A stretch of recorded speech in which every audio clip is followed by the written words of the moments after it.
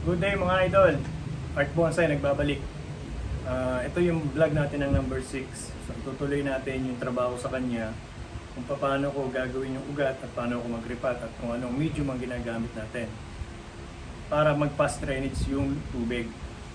Ngayon, yung ginawa ko sa ugat niya, nung una, lahat yan is primary. Then, biniyak ko lahat ng paikot na yan. Biniyak natin. Pero bago natin biyakin, maglagay muna tayo ng wire.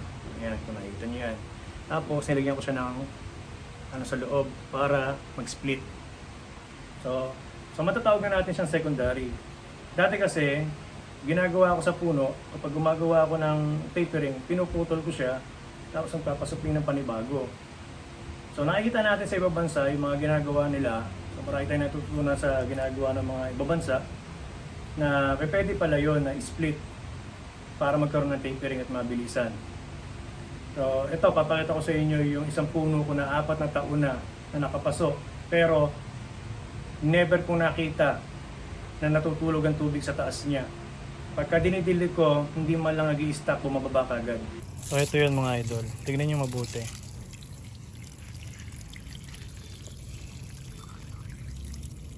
Mababa kagad, 4 na taon na yan maglilima, pero hindi pa rin natutulog ang tubig sa taas niya. Ang bilis ng drainage. So yan ang kailangan natin sa bonsai, kasi unang-una, pag nag-fertilizer tayo na synthetic, hindi siya nag-i-stack dyan sa loob, bumababa kagad. After ng fertilizer, magdidilig tayo ng tubig, nawawash kagad yun. Yan siya. Yan.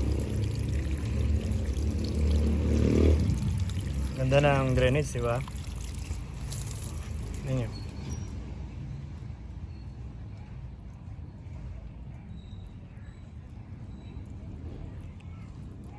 So yun ang maganda, na merong malalaking bato sa ilalim. So kung wala tayong pumice, kahit mga river sand lang din, bibistahin lang natin. Yan. Ituturo ko na sa inyo yung pagre-repat ko ng puno natin. So, bago ang lahat, kinakailangan yung paso natin, malaki ang butas. Kanina, puro ganito lang yan, puro ganitong maliliit lang yan. So nilakihan ko siya.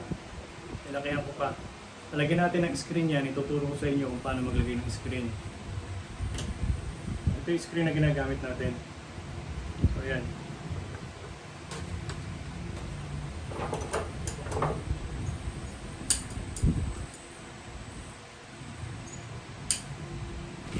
Dalawang wire.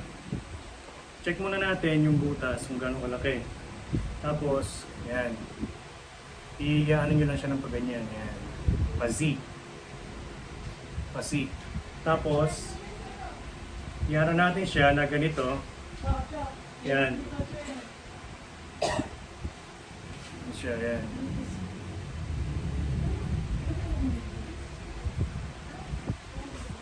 Tapos lalagay natin ito sa gitna.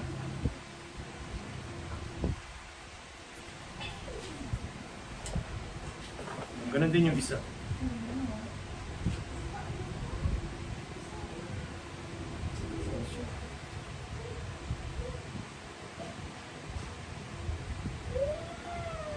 Ayan.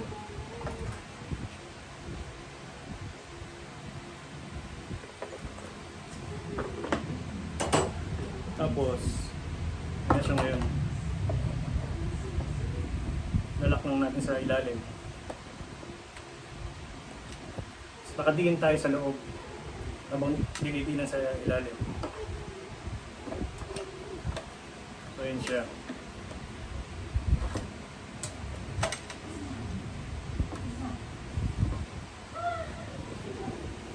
Yan. Pagkatapos, lalagyan natin siya ng anchor para in case na magalaw yung puno natin, hindi siya maano yung mga hertz natin mapuputol. So gagamit mga ako ng 2.5. So kanina yung ginamit natin sa butas is number 2. Lagi dapat tayo may anchor sa puno natin.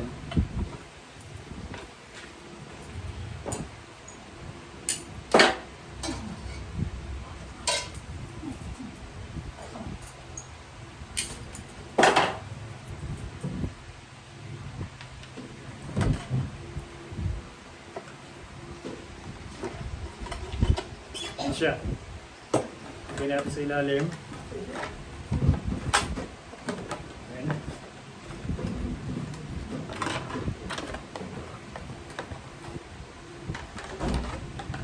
Dapat lagi ang mga puno natin merong angkor.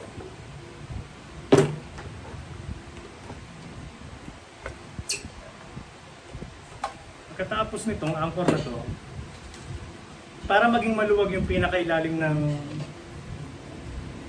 drainage natin, nilalagyan natin ito. Ito. Ayan. Pumice siya na sinlaki ng mais. So, yun. So, ilalagay natin dito.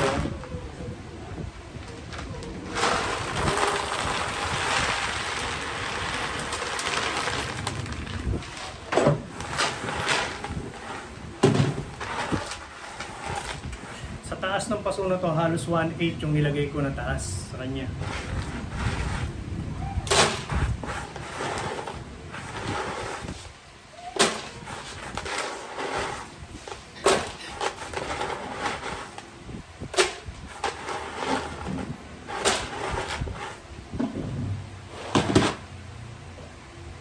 Pagkatapos natin lagyan ng pumice na sinlaki ng mais, lalagyan natin siya ng S1.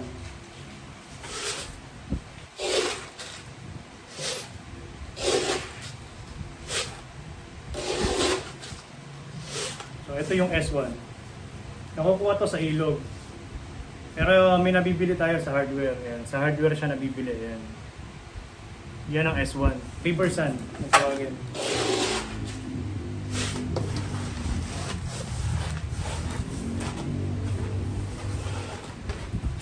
Ito yung pinakamahirap na part sa pagbubonsai. Lalo pagka large, napakalaking puno. Ngayon, susukatin na natin yung pinaka ng bonsai natin dito. Okay na yung lagay natin ng lupa. Ayan siya. So at least, itong ibari natin, yung ugat natin, hindi dapat magpantay dyan sa labi. Dapat bumaba pa siya kasi pag dinilig natin, kinakailangan hindi tatapon yung tubig dyan sa labas, hindi sa loob dapat lagi. So, ibig sabihin, kulang pa ng, sobra tayo ng lupa sa ilalim. So, magbabawas tayo.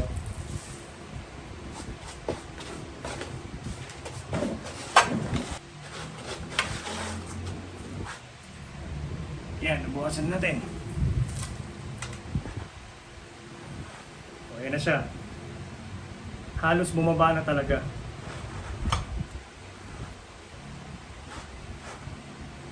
Tapos, yung first branch natin at second branches, dapat nasa 4 o'clock, 8 o'clock siya tutubo.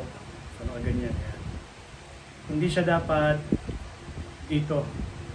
So, malalaman na natin yung front natin pagka naka 4 o'clock, 8 o'clock yan. So, ayan siya. Ayan. 8 o'clock, 4 o'clock. So, yun. So, alam na kagad natin kung nasan yung front dahil nandun tayo bumabase sa clocking.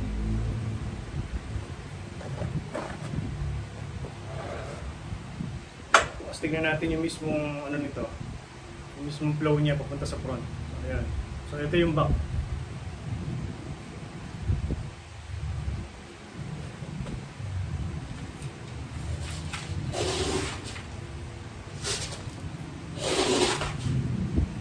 Tapos ako, ang ginagawa ko pang siksik, tubig.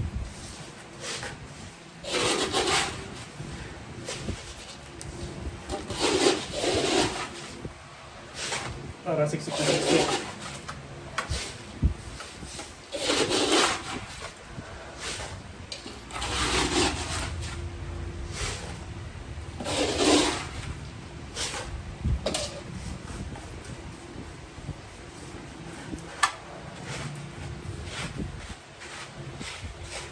Minsan kasi pagka tinutusok natin, nasusugatan yung ugat.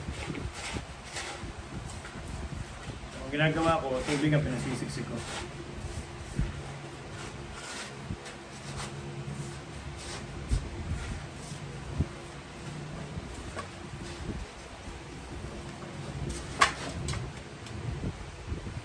Kaya gaya niya. Ginagawa ko ngayon, i-arrange ko yung mga carrots niya.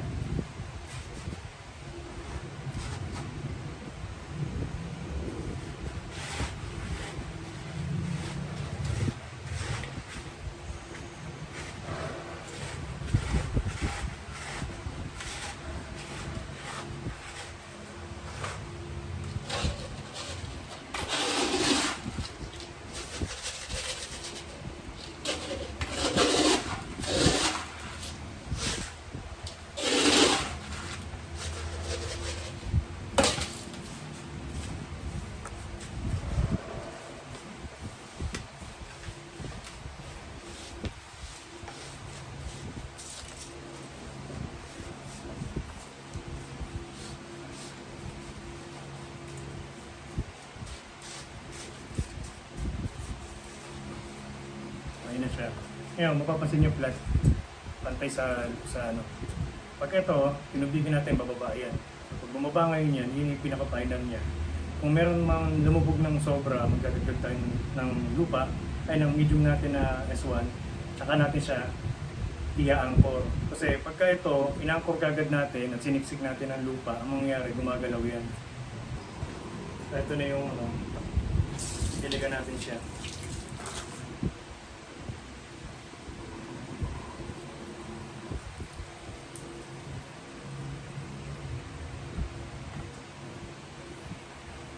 Yan natin niya bumababa. Hindi natin siya kinakailangan pwersahin ng tusukin para lang bumaba. So, hayaan natin tubig yung mismong magsiksik sa kanya. Ayan.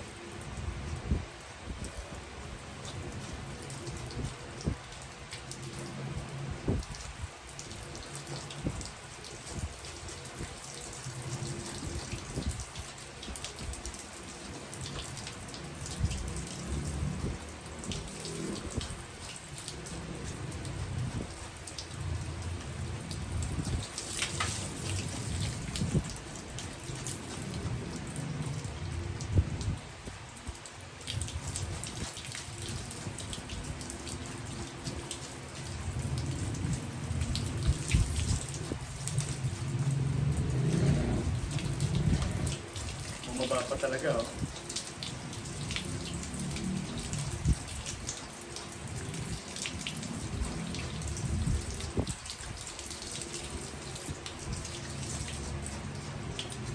Huwag natin tigilan hanggat hindi bumababa yung lupa ng ayos, yung titigilan sa tubig.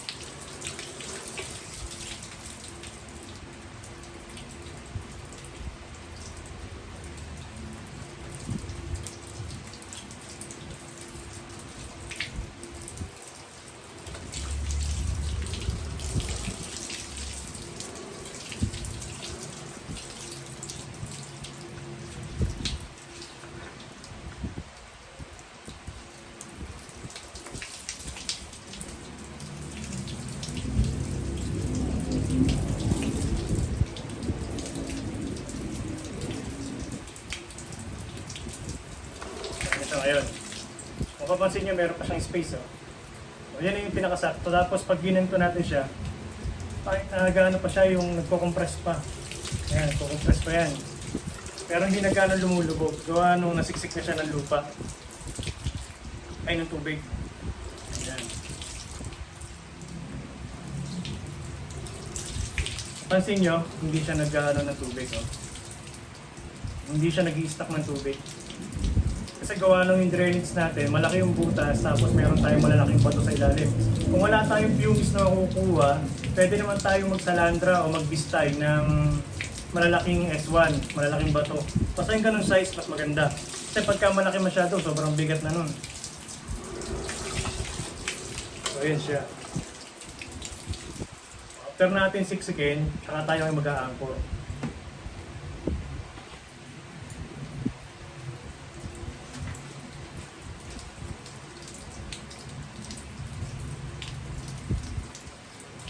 Saka natin yan i-anchor yan.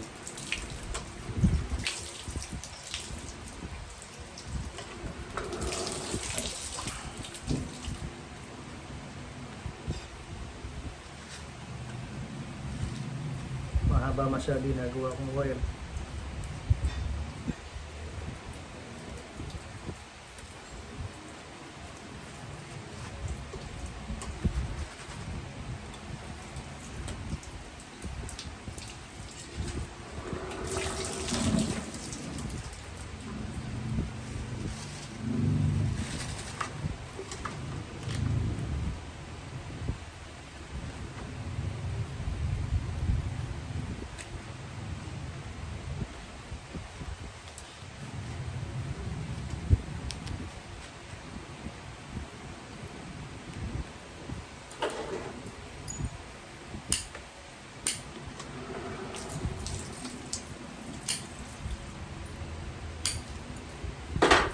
tangkay na tinatake niya.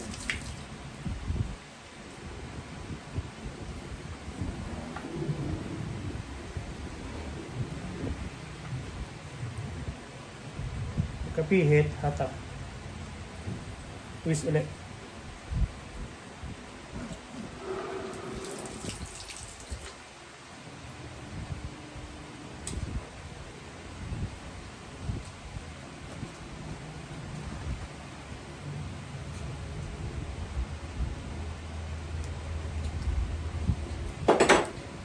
Hindi halata yung anchor natin. Pero hindi siya gumagalaw. Ayan. Pagkatapos natin i-anchor, nagalaw natin yung mga part ng mga may anchor. Lagyan ulit natin ng tubig para masiksik. Ayan. Ito yung lumulubog kasi nagalaw siya. Ayan.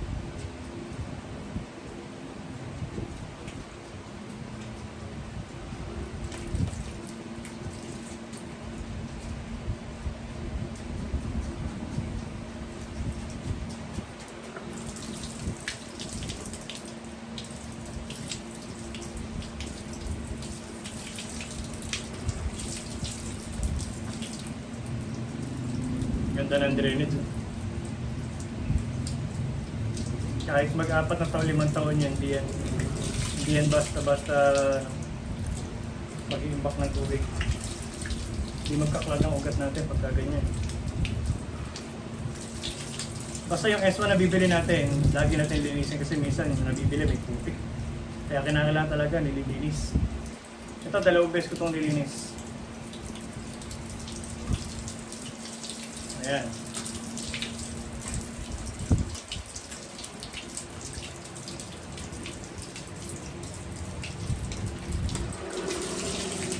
Finish na tayo sa pagre-repat. Ang gagawin na natin susunod ay yung mga ugat na biniyak natin, lalagyan natin ng moss. So ito, gumawa tayo ng pang-clip para yung moss natin pag dinidilig hindi natatanggal. At ang purpose ng moss para hindi maano sa sunlight yung magiging ugat niya. Tapos yun din yung magiging guide niya, na doon lang siya. Pagaya nito, kung isang ugat na to, lalagyan na natin yan. Ayan. Lagyan mo natin sa ilalim. Ayan siya.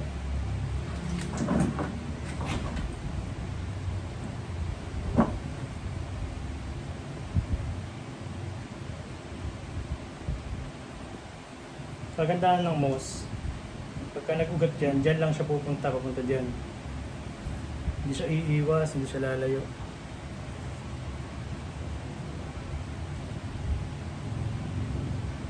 Okay na yung dalawa.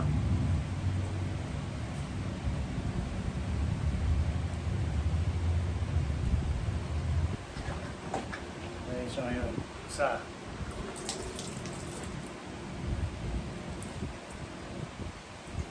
Gamitan nyo ng root enhancer, mas maganda. Pwedeng Anaa, Hormix, Super Drive. So yan, yung mga ano yan.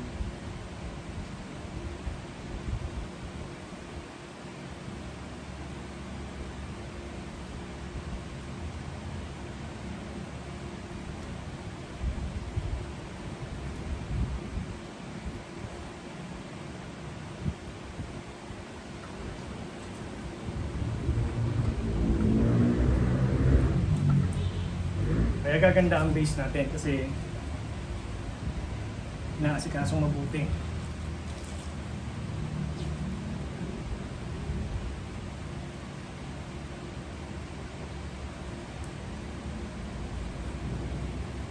Iba ginagamit niya tela lang hindi na moss.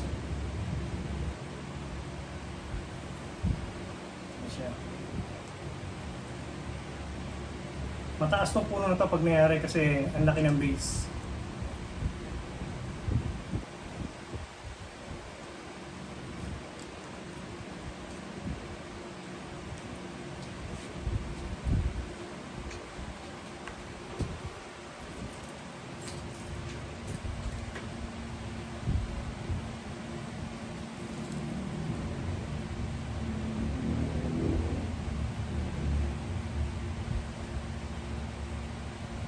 Sa ngayon, yung ginawa natin, in-split natin yung ugat.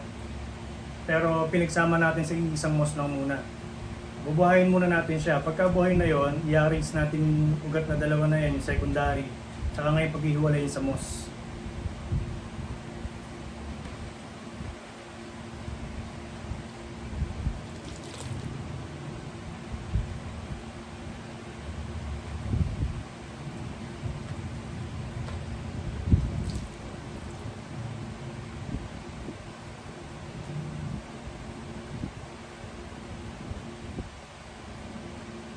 Yung mga nasa labas ko na banyan, pinag-aaralan ko meron akong hindi nilagyan ng moss at meron akong nilagyan ng moss. Kahit walang moss, umaano yung ugat, yung lumalabas. Kaso nga lang, pag naanuhan ng araw, nagiging brown. Pagka lumamig, tumutuloy uli siya. Ito na siya ngayon. Ito yung front natin. Kung mapapansin nyo, walang ugat din sa harap. So pwede tayo magkaroon ng ugat dito, pero dalhin nyo dyan, dalhin nyo dito. Tapos kung magkaroon ka ng ugat dito, sa dalawa na yan, meron pa rin dyan, okay na yun, walang kaso yun. Pero wag nyo masyadong papahabain para hindi pangit tignan. So kagaya niyan, ito kasi is sustainable bonsai, ko yung masusunod, nagagawa natin yung gusto nating mangyari sa puno. So kaya siya is kaya opening dahil siya yung front. So ayan. Pag nasa top view tayo, yan yung puno natin. Ayan. Yan yung magiging kalabasan ng ugat natin. Nakaseparate siya. Ayan.